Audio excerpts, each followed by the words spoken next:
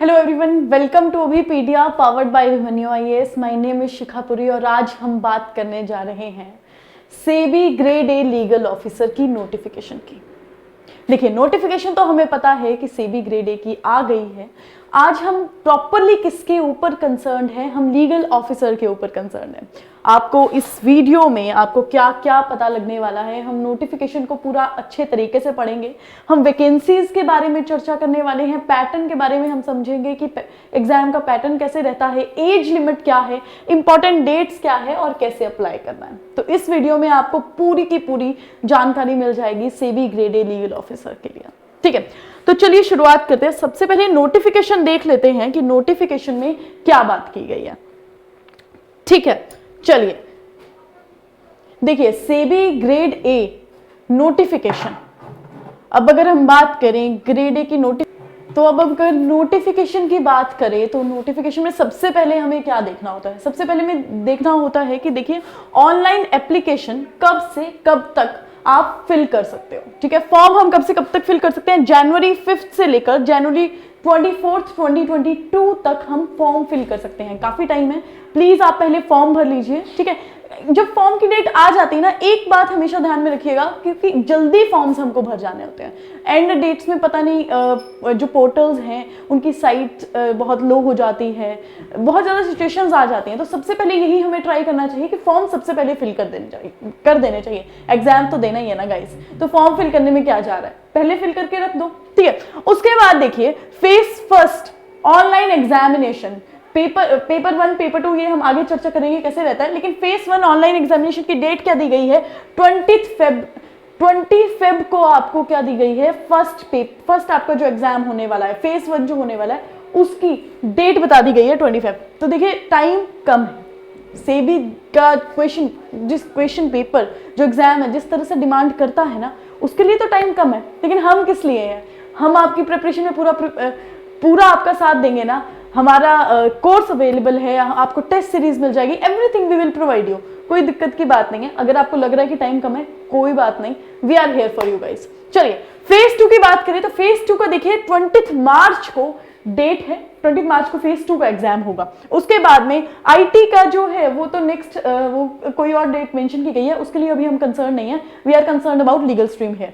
ठीक है, फेज 3 का जो है वो डेट अभी तक मेंशन नहीं किया गया है। अब अगर हम लीगल स्ट्रीम की बात करें तो देखिए गाइस, जो वैकेंसीज हैं वो 16 वैकेंसीज हमारी लीगल स्ट्रीम की आई है। और क्या क्वालिफिकेशन क्या मांगी गई है, सिर्फ एक चीज है, लॉ की डिग्री होनी चाहिए बस। ठीक है, देखिए क्या कहा गया है, bachelor degree in law from a recognised university और इंस्टीट्यूट। आपके पास लॉ की डिग्री होगी, फॉर्म फिल करिए, एग्जाम को क्रैक करिए, बस इतनी सी बात है।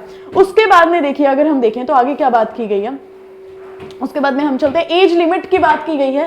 तो एज का candidate must not have exceeded the age of 30 years, 30 years से ज्यादा नहीं होनी चाहिए। बट रिलैक्सेशन दी गई है, और वो किस सिनेरियो में दी गई है वो भी देख लेते हैं।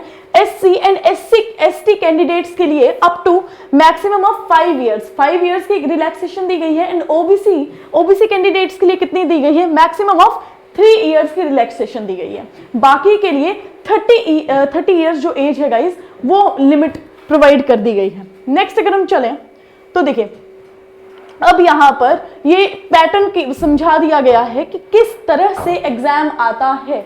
अगर आपने हमारी पुरानी वीडियोस भी देखी होंगी, आपको पैटर्न के बारे में बताया गया था कि फेज 1 रहता है और फेज 2 रहता है। अब यहां पर अगर हम फेज 1 की बात करें तो देखिए, फेज 1 ऑल स्ट्रीम्स में एमसीक्यूज आते हैं। ठीक है, अगर जनरल स्ट्रीम की बात करें, ऑल स्ट्रीम्स एमसीक्यू किसके आएंगे, फेज 1 लीगल का भी सेम ही रहेगा। लीगल की बात कर लीजिए, आईटी की बात कर लीजिए, पेपर 1 जो है वो सेम रहेगा। और उसमें क्या क्या आता है, इंग्लिश आती है, रीजनिंग आता है, क्वांट्स आता है, ठीक है, और जनरल अवेयरनेस आता है। ये हमारा पेपर 1 है। मैक्सिमम मार्क्स कितने रहते हैं, 100 रहते हैं, और ड्यूरेशन 60 मिनट्स का आपका एग्जाम होता है। 100 मार्क्स आपको 100 मार्क्स आपको कितनी ड्यूरेशन में लेने हैं, 60 मिनट्स में लेने हैं। Cut off, sectional cut off इसमें रहती है गाइस 30%।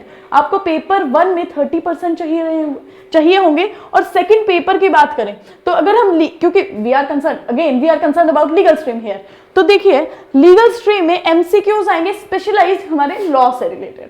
ठीक है, लॉ से रिलेटेड हमारे एमसीक्यूज आने वाले हैं। मैक्सिमम मार्क्स 100, ड्यूरेशन कितना रहने वाला है, 40 मिनट्स है गाइस। यहाँ पर टाइम कम हो गया है, और लेकिन कट ऑफ यहाँ पर ज्यादा हो गई है। सेक्शनल कट ऑफ की बात करें तो यहाँ पर 40% सेक्शनल कट ऑफ हो गई है। आपको टोटल कट ऑफ तो क्लियर करना ही करना है, बट सेक्शनल कट ऑफ भी क्लियर करना है, ये हमारा सेबी एग्जाम मांगता है। उसके बाद जब हम पेपर 1 जो हम फेस 1 है वो क्रैक कर लेंगे, उसके बाद देखिए हमें कहाँ जाना है, उसके बाद में हमें फेस 2 में जाना है। एंड फेस 2 में पेपर 1 सेम, सबका सेम रहेगा। इंग्लिश पेपर 1 में आने वाली है, लेकिन इंग्लिश डिस्क्रिप्टिव टेस्ट रहेगा, ठीक है। तो इंग्लिश पे भी हमें काम करना है। मैक्सिमम मार्क्स क्या रहेंगे, 100, ड्यूरेशन रहेगी 60 मिनट्स, और इसकी सेक्शनल कट ऑफ कितनी है गाइस, 30% इसकी सेक्शनल कट ऑफ रहेगी। पेपर 2 की बात करें, अगेन लीगल स्ट्रीम से क्वेश्चंस आएंगे और एमसीक्यूज आने वाले हैं। अगर टाइम लिमिट की बात करें तो आपको 40 मिनट्स दिए जाएंगे, 100 मार्क्स का एग्जाम रहेगा और कट ऑफ 40%। लीगल का क्राइटेरिया, लीगल का जो पेपर होगा, लॉ से रिलेटेड जो पेपर होगा, उसकी कट ऑफ ज्यादा है, उसकी सेक्शनल कट ऑफ कितनी है, ज्यादा है। ये तो आपको समझ में आ गया होगा, ठीक है। तो देखिए टोटल मिनट्स अगर हम दोनों की बात करें तो 60 + 40 कितना हो गया, 180 मिनट्स हो गए टोटल। और आपकी टोटल कट ऑफ भी कितनी है, टोटल कट ऑफ है 50%। तो ये हमने एग्जाम के पैटर्न की बात कर ली कि फेस 1 कैसा रहने वाला है और फेस 2 कैसा रहने वाला है, ठीक है। तो ये प्रॉपर नोटिफिकेशन में भी ये प्रॉपर मेंशन किया गया है। अब देखिए नेक्स्ट अगर हम चलें तो नेक्स्ट क्या कहता है, नेक्स्ट आगे हमारे क्राइटेरिया की बात की गई है। नेक्स्ट आपको सारे के सारे एग्जामिनेशन सेंटर्स बता दिए गए हैं कि कहाँ कहाँ पे एग्जाम आप दे सकते हैं, देने जा सकते हैं, ठीक है। चलिए अब नेक्स्ट अगर बात करें हम, पेपर 2 के बारे में भी बता दिया गया है। वेट अ सेकेंड, कुछ ज्यादा ही जूम हो गया गाइस, इतना, हाँ इतना क्लियर है, ठीक है। नेक्स्ट अगर चले तो एग्जामिनेशन फीस की बात की गई है। एप्लीकेशन फीस जो है वो आपको कितनी देनी पड़ेगी, आपको 1000 रुपीज पे करने पड़ेंगे अगर आप अनरिजर्व्ड कैटेगरी से हैं, ओबीसी से हैं या फिर ईडब्ल्यूएस से हैं। SC, ST and PWD candidates को कितना 100 रुपीज देने पड़ेंगे फॉर्म फिल करने के लिए। तो इन्होंने एप्लीकेशन फीस के बारे में भी बता दिया गया है नोटिफिकेशन में, ठीक है। उसके बाद में बेंचमार्क डिसेबिलिटीज जिनकी होती हैं उनका पूरा का पूरा क्राइटेरिया दिया गया है नोटिफिकेशन में। इस अकॉर्डिंग हमारी पूरी की पूरी नोटिफिकेशन बात करती है। उसके बाद में जो हाउ टू अप्लाई, अगर आपने अप्लाई करना हो तो किस अकॉर्डिंग अप्लाई करना होता है, ये तो ऑनलाइन एग्जामिनेशन एक्चुअली अब हमने दे के ना इतना तो हमको समझ में आ गया है कि फॉर्म कैसे भरने हैं, ठीक है। किस तरह से हमें थंब इंप्रेशन को स्कैन करके भेजना होता है, फोटो को स्कैन करके भेजना होता है, ये सारी ही बातें सारे एग्जाम्स में आजकल यही चलता है। तो सेबी भी कोई न्यू एग्जाम तो नहीं है, सेम ही रहने वाला है क्राइटेरिया, ठीक है। चलिए तो हमने पूरी की पूरी नोटिफिकेशन की बात कर ली है और वी आर कंसर्न अबाउट, हम लीगल स्ट्रीम के लिए कंसर्न है तो आपकी प्रिपरेशन की जिम्मेदारी किसकी है, वो हमारी है, ठीक है। आप बस पेपर को, एग्जाम को फिल करिए और आप ये डिटर्मिनेशन रखिए कि हमें एग्जाम क्रैक करना है, हमें कंसिस्टेंसी से पढ़ना है। उसके बाद जो तैयारी है प्रिपेयर करवाने की, वो हमारा जिम्मा है, ठीक है।